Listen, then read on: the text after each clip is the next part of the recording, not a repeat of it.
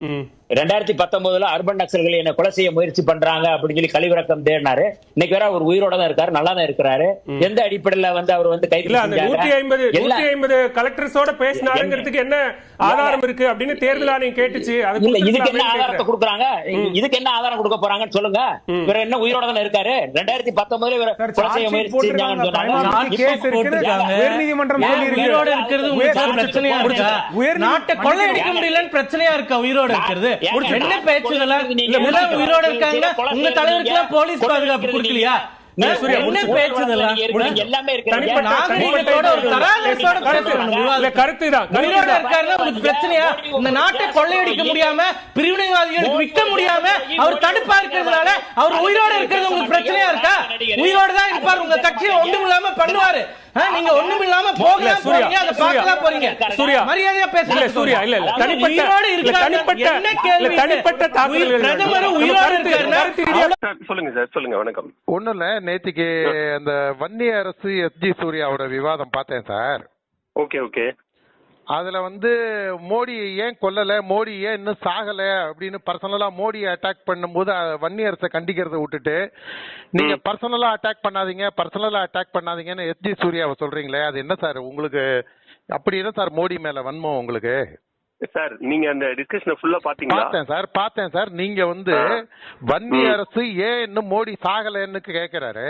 மோடி இன்னும் உயிரோட தானே இருக்காரு. அவர் அப்படி டைரக்டா கேட்டாருங்களா? ஆமா சார், நீங்க பாருங்க சார், வீடியோ நான் உங்களுக்கு அனுப்புறேன். மோடி இன்னும் உயிரோட தான் இருக்காருன்னு கேக்குறாரு சார் அவரு. இல்ல சார், அவர் என்ன கேட்டாருன்னா மோடி இன்னும் உயிரோட தானே இருக்காரு அப்படின்னா என்ன அர்த்தம்? ஏன் சாவலன்னு சார் அர்த்தம்?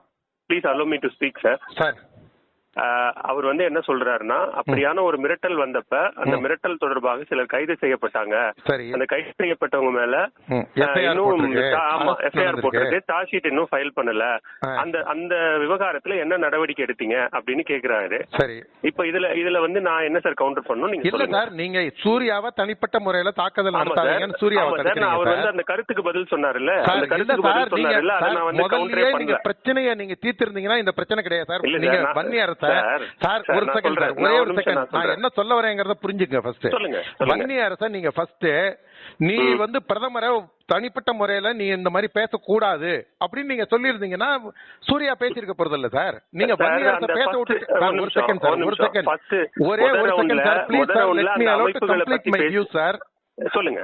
நீங்க வன்னிய அரச பிரதமர் ஏன் இன்னும் சாகலைங்கிற துணியில கேட்கும் போது நீங்க இப்படி பேசாதீங்க, கருத்தை மட்டும் சொல்லுங்க. நீங்க வன்னிய அரச சொல்லிருந்தீங்க சூர்யா பேசிட்டு போறாரு. நான் இன்டர்பிரேட் பண்ண கூடாது சார்.